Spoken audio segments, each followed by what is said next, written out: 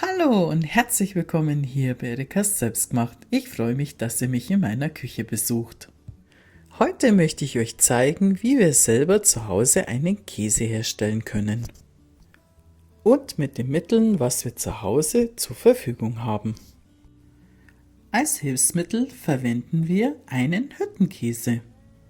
Und wir benötigen eine Milch mit mindestens 3,8% Fettgehalt. Am besten besorgt ihr euch eine Milch vom Bauern. Ich habe jetzt diese Milch von einer sogenannten Milchtankstelle besorgt. Wenn euch dieses nicht möglich ist, geht ins Geschäft und kauft eine Milch mit mindestens 3,8% Fettgehalt. So, ich zeige euch jetzt, wie man ganz einfach zu Hause mit einfachen Mitteln selber einen Käse herstellt. Ich wünsche euch jetzt ganz viel Spaß.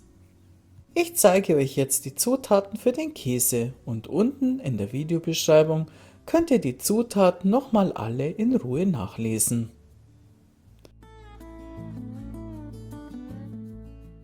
In einen Topf gebe ich jetzt eine sogenannte Rohmilch mit mindestens 3,8% Fettgehalt.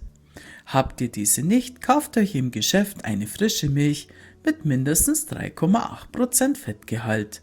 Bitte verwendet keine Haarmilch, mit der funktioniert der Käse nicht. In die Milch kommt jetzt 1,2 Kilogramm Hüttenkäse hinein. Ich habe jetzt hier eine Halbfettstufe genommen.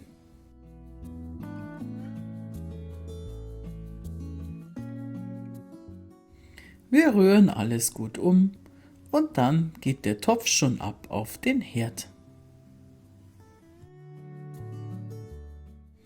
Die Rohmilch sollte man für ca. 20 bis 30 Sekunden vor dem Verzehr auf 72 Grad Celsius abkochen.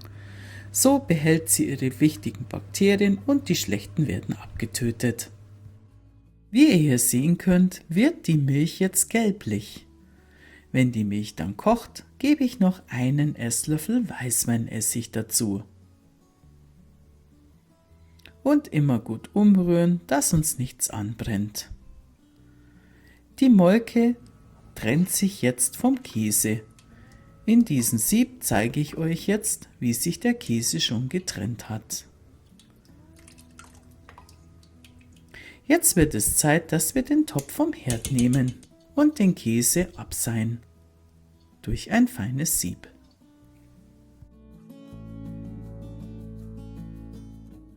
Ich zeige euch jetzt verschiedene Möglichkeiten, wie ihr den Käse jetzt absieben könnt. Nehmt eine Schüssel, ein feines Sieb und ein Tuch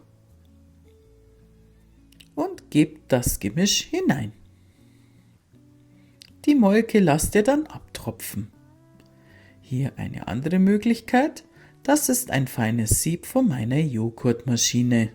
Vielleicht habt ihr sowas zu Hause, dann könnt ihr das verwenden. Es funktioniert aber auch prima ein ganz feines Haarsieb. Damit könnt ihr den Käsebruch auch absieben. Nehmt einfach das, was ihr zu Hause habt. Die Flüssigkeit lassen wir dann komplett abtropfen, drückt alles gut aus, so dass nur noch der Käsebruch überbleibt. Die übrig gebliebene Molke auf gar keinen Fall wegkippen. Ich habe sie jetzt in einen Messbecher gegeben und habe sie später zum Kochen verwendet. Sie schmeckt wie eine Kochsahne mit einem leckeren Käsegeschmack. Ich habe daraus ein Hähnchengulasch gemacht mit Nudeln. Das Gericht zeige ich euch in einem anderen Beitrag.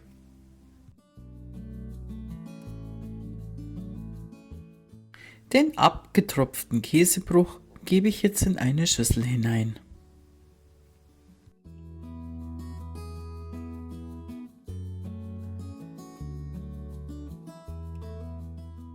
In der Zwischenzeit habe ich jetzt einen Topf aufgestellt mit Wasser und lasse diesen erhitzen. In den Käsebruch gebe ich jetzt 30 Gramm geschmolzene Butter hinein und 1 bis 1,5 Teelöffel Salz und einen Teelöffel Natron. Dann wird alles gut miteinander verrührt. Die Schüssel gebe ich dann auf den Topf. Über dem Wasserbad wird jetzt gleich der Käse geschmolzen.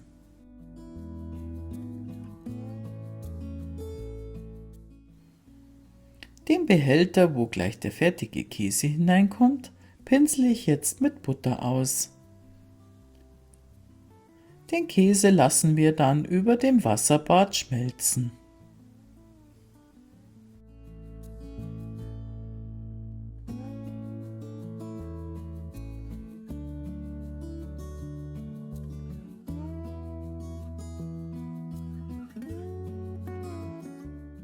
Der Käse ist fertig, wenn er zu einem weichen Klumpen geworden ist.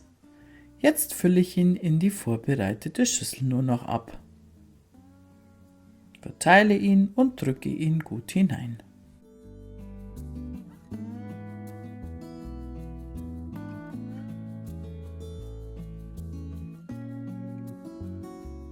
Am besten verwendet ihr einen Behälter mit einem Deckel. Dann nur noch gut verschließen und dann geben wir den Behälter für mindestens 30 Minuten in den Kühlschrank.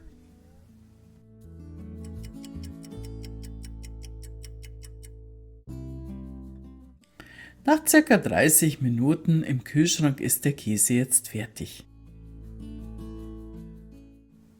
Ich stürze ihn jetzt gleich auf ein Brettchen und schneide ein paar Scheiben ab. Der Käse hat einen milden, säuerlichen Geschmack mit einer Salznote.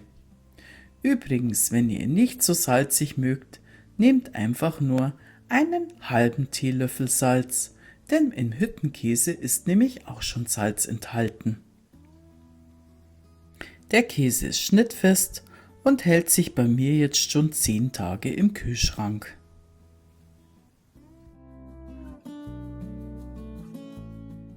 Vielen Dank fürs Zuschauen. Ich wünsche euch jetzt alles Gute. Viel Spaß beim Käse selber machen. Bis zum nächsten Mal. Hier Berekas Selbstgemacht. Servus.